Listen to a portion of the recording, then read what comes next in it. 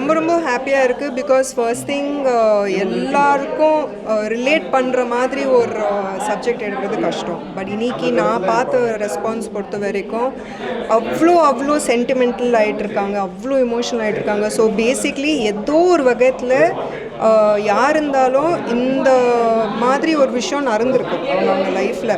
So ஏன்னா சொல்கிறாங்களே காசி இன்னும் ஒன்று ஐடென்டிஃபை பண்ணிவிட்டு நிறைய விஷயங்கள் வெளியே வரனால ப்ரெஸ்க்கு தெரிஞ்சு போச்சு, பப்ளிக்கு தெரிஞ்சு போச்சு. பட் அந்த மாதிரி எத்தனை காசி அன்ஐடென்டிஃபைடாக இன்றைக்கி சுற்றிட்டுருக்காங்க. ஸோ அவங்க லைஃப்பில் அதை பாதிக்கப்படும் போது அதுக்கு என்ன பண்ணலாம், அதுக்கு எப்படி நம்ம இந்த மாதிரி சுச்சுவேஷன் வரக்கூடாது, அதுக்கு என்ன பண்ணலான்னு சொல்லிட்டு ஒரு படம் பண்ணும்போது I am very happy to be a part of it. Okay. So இந்த காலத்து பெண்கள் எந்த அளவுக்கு அவேர்னஸாக இருக்கணும்னு நீங்கள் நினைக்கிறீங்க மேம்? கன்ஃபார்ம்டாக 200% அவேர்னஸாக இருக்கணும்னு நான் நினைக்கிறேன்.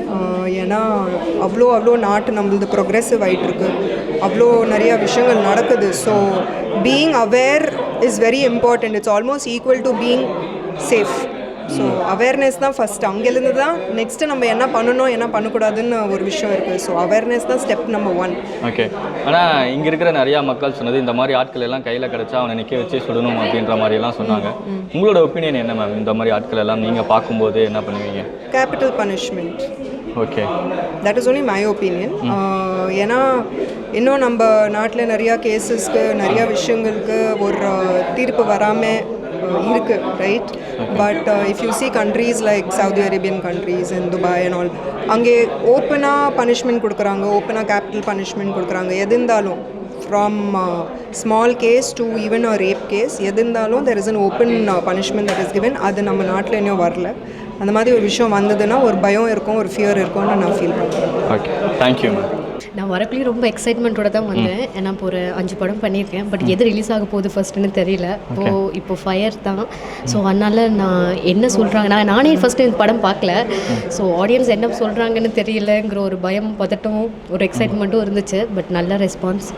Okay, so happy. இந்த காலத்து பெண்களுக்கு இந்த படம் எவ்வளோ முக்கியம்னு நினைக்கிறீங்க? எவ்வளோ அவேராக இருக்கணும்னு நீங்கள் நினைக்கிறீங்க?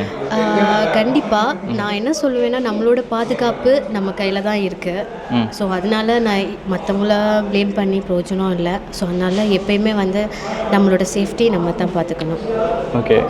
லைக் நீங்கள் இந்த மாதிரி இன்சிடென்ட் எல்லாம் எல்லாரோட பெண்களையும் கலந்து தான் வந்திருப்பாங்க ஏதாவது ஒரு சுச்சுவேஷனில். நீங்கள் அப்படி உங்களுக்கு அந்த மாதிரி சுச்சுவேஷன்லாம் நடந்திருக்கா? அது நடக்கும்போது எப்படியெல்லாம் போல்டாக ஃபேஸ் பண்ணுவீங்க? நான் நிறையா ஃபேஸ் பண்ணியிருக்கேன் இந்த மாதிரி சிச்சுவேஷன்லாம். ஆனால் என்ன சொல்கிறது, எப்பயுமே எங்கள் அம்மா சொல்லுவாங்க, 2 கண் மட்டும் கிடையாது, நம்மளோட நெற்றி இதுவும் எப்பயும் ஓப்பனாக இருக்கணும், கேர்ளாக இருக்கக்குள்ள. அப்போ தான் நம்மளுக்கு அறியாத விஷயங்கள் கூட நம்மளுக்கு அந்த கண் மூலமாக தெரியும் அப்படிங்கிறது. ஸோ அது உண்மையான விஷயம். ஸோ அதனால் எப்பயுமே நான் அலர்ட்டாக இருப்பேன். ஏன்னா என்னோடய காலேஜ் லைஃப்லேருந்துமே நான் இண்டிபெண்ட்டாக இருக்கிற ஒரு ஆள் தான். ஸோ அதனால் நிறைய எக்ஸ்பீரியன்ஸ் அப்போலேருந்து லேர்ன் பண்ணிட்டேன். ஓகே. ஆனால் இங்கே நிறையா மக்கள் அவங்க ரிவ்யூ சொல்லும்போது இந்த மாதிரி ஆட்கள் எல்லாம் கையில் கிடைச்சா சும்மாவே விடக்கூடாது அப்படின்ற மாதிரி அவங்களோட கோபத்தை சொன்னாங்க. மேபி லைக் உங்களோட ஒப்பீனியன் என்ன? இந்த மாதிரி ஆட்கள் எல்லாம் உங்கள் கையில் கிடைக்கும்போது என்ன பண்ணுவீங்க?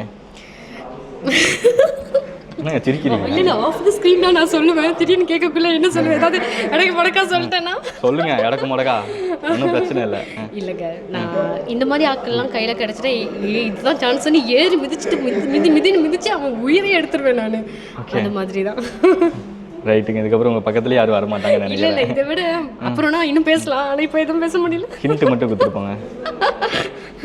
ஹிண்ட் ஆக்ஷனில் ஹிண்ட் மட்டும் கொடுத்துருப்பாங்க. நான் வேணாங்க, அப்புறம் இதை கண்டென்ட்டாக எடுத்து போட்டுருவீங்க.